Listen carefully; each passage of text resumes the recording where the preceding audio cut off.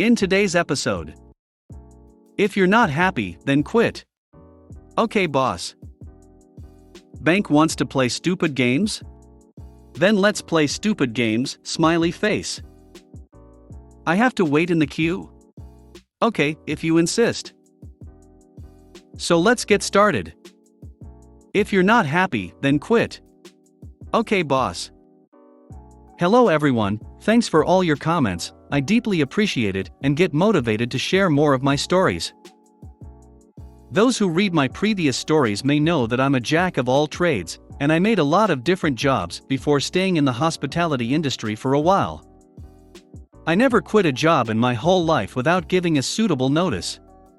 But not this time. My encounter with one of the worst managers I have ever had the misfortune to work for. My family was not rich, and I needed to get as much money as possible after I turned legally able to work to pay for my school tuition. I worked for a temp agency specialized in logistic and transport jobs. I took as many jobs as possible, day jobs, 2 hours paid only jobs, weekly jobs, and always made my employer satisfied. They trusted me even for the toughest jobs you can imagine. I have one simple rule. Treat me with respect, and I will respectfully work for you. Even doing sometimes overtime is fine by me as long as the employer is nice. This is the story about me working for a new warehouse dealing with shipments. We were about 10 young men, all university students, and would have to work from 3 a.m. to 8 a.m. from Monday to Friday. No overtime, no extra pay on night shifts. Just the basic minimum wage and nothing else. No cash for food, nor gas money. Our job was to dispatch all kind of parcels into different trucks. It was summer, so it was damn hot. So hot you could grill a steak on the pavement. Edit, I know this may confuse some people, I may have chosen a bad metaphor.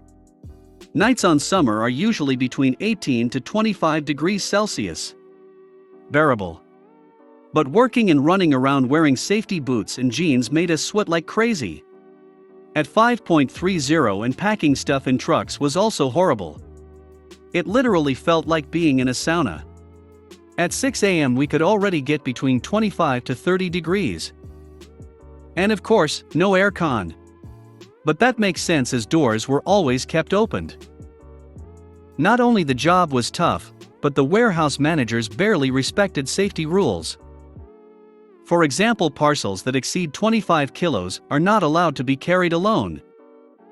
When one of us dared to tell the asshole manager, let's call him a-hole, that it was way too heavy to be lifted alone, he would just say don't bap*. Everyone here is doing the same job. If they can lift it, you can do it. And if you are not happy about it, just leave. You're not irreplaceable. He kept yelling the same things over and over in that small warehouse. We were all assigned to a different gate, therefore we were all working alone, but not too far from each other. Days were always busy, and we could only have 5-minute break for a quick shot in the toilets or a quick smoke. The worst was for the people assigned at the bottom end of the warehouse. They literally had to run the whole way if they wanted to take a trip to the washroom. Worst thing. A-hole barely helped anyone on the floor.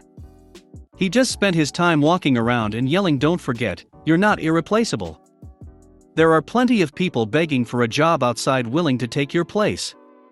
And the one I hated the most, if you're not happy, then leave. The job was already painful enough, why did he needed to make more annoying? Sometimes parcels could barely fit inside a truck as it was getting fully loaded. A-hole would usually yell at us for being incompetent and would literally kick parcels, smashing the content to make it fit inside the truck, and proudly says, you see. How can this be that complicated? The icing on the cake was one night, we arrived as always at 2:45 a.m., all of us feeling asleep, and no one to open the gate for us. We waited until 3:30 until a-hole arrived and straight away yelled on us. What the he asterisk are you doing here? Well, we are here to work. The trucks have been delayed, no need for you to be here. Get back home. Are we still going to be paid? We showed up. No one told us not to come. He smuggled. Why would you be paid? You are not working. Now get back home and no need to come unless we call you. We were stunned. And damn furious.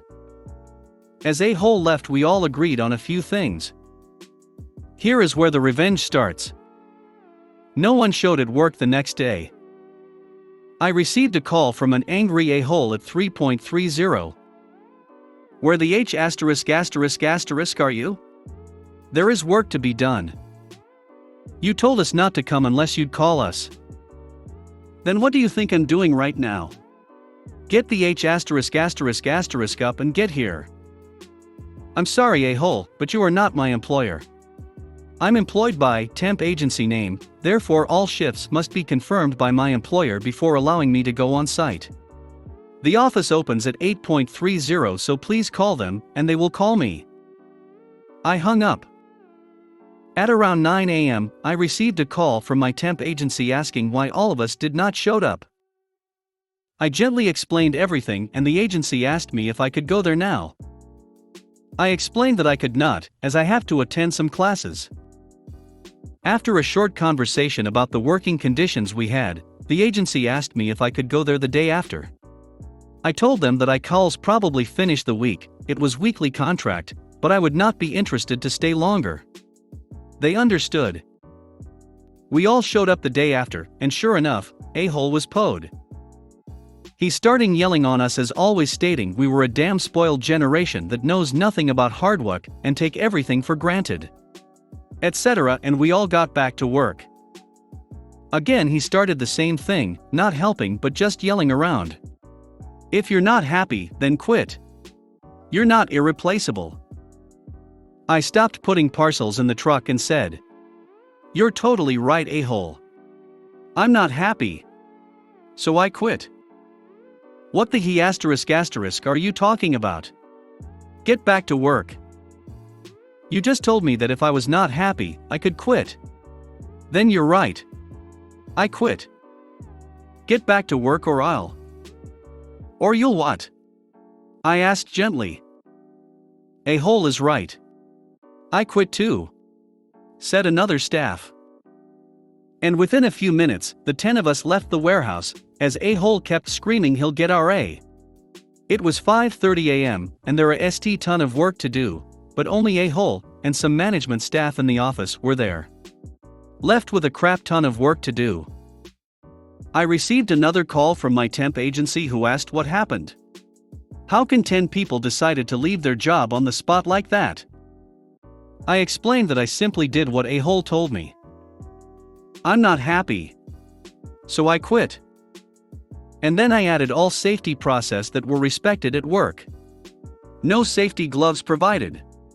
No earplugs provided, carrying heavy goods without any help, etc. They told me they would have a meeting with the person in charge, but to please never do something like this again. And yeah, I still worked from time to time for this temp agency after that. My conclusion and what I learned from that. Treat people with respect and they will respect you. Treat them like crap and karma will simply hit you. Hope you enjoyed that story. Bank wants to play stupid games? Then let's play stupid games, smiley face. So I live in Korea, but I work for a US company in Korea, and because I work for an American company, and I'm one of the few employees of my company that is American in Korea, my company doesn't issue me this letter that basically says I'm employed in Korea. So this means I have restrictions on my Korean bank account. I can only withdraw 250,000 won, about $216 a day, from an ATM, and if I go in person to a teller I can only withdraw 1 million won, about $870 a day. This normally doesn't present a problem for me. I also can't have a debit/credit card. I get a bank book which is kinda like an electronic checkbook that's a physical thing you carry. FYI, I use my American bank for most of my day-to-day spending. But it did once. I signed a lease for a new apartment and the deposit was 10 million won, about $8,700. Yes, this is normal for Korea. So I transferred the money from my American bank to my Korean bank, and I went to the bank in person to transfer the money to my landlord. I get there and the teller tells me I can only transfer 1 million per day.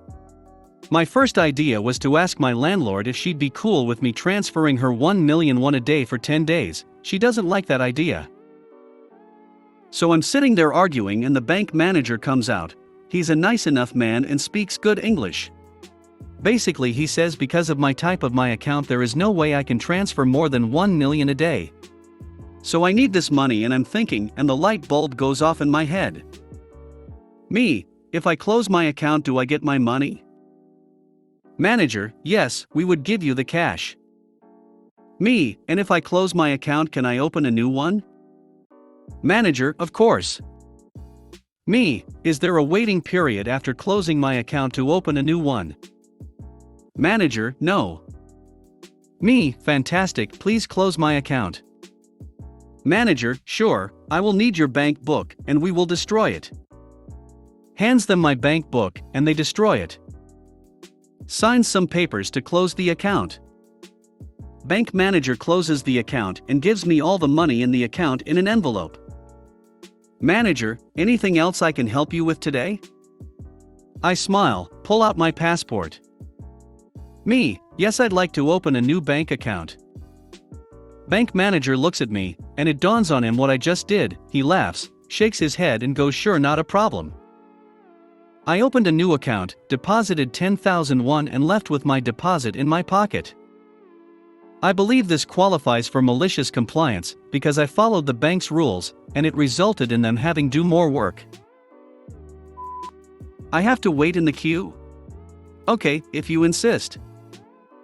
So I work at a small garden center, and we have a system where if the queue is getting too long, the person on tills calls on the radio to open another till. Basically means that staff can be doing other things when there aren't enough customers to justify having 2/3/4 tills open. I'm sure you can guess where this is going already. Over the last week or so, it's been absolutely baking by UK standards, and to top it off, our till area is what used to be the main greenhouse before the site got expanded. Old greenhouse, little airflow, scorching weather, it was hot as balls in there. This was causing a combination of angry customers and exhausted staff, and to top it off, our uniform is more what you'd call guidelines than an actual uniform. Navy polo, toe-capped boots, and you're good to go. So when I get the call for a second till, there's about 3 or 4 groups in the queue, and I go to walk past the queue with some sweets, to keep me sweet, and my water bottle, to go to the tills. Until a 6 rugby player looking type at the back of the queue puts his arm to stop me. What follows when something a little like this? Him, oi mate. Don't you know what a queue is? Me, but I'm. Him, no buts. You don't get to skip. Me, I'm just going. Him, I don't care. You wait like the rest of us. At this point, with this guy getting pretty angry and turning a very deep shade of crimson, I look at the till with an exasperated look, catch my colleague's eye and just go fine then and wait. It was too hot to argue over this, and I wasn't going to risk this getting physical. My colleague with a knowing smile picks up her radio and says, can I have another till please? I don't think Corridor can make it. No one arrives, probably due to a combination of radio issues, brakes colliding and not my problem. So we wait. Only takes about 5 minutes to get to the front, but angry dude is getting redder by the second.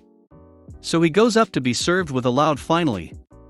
I'm now in the front of the queue, go up to my till, log in and call out, can I help anyone on this side?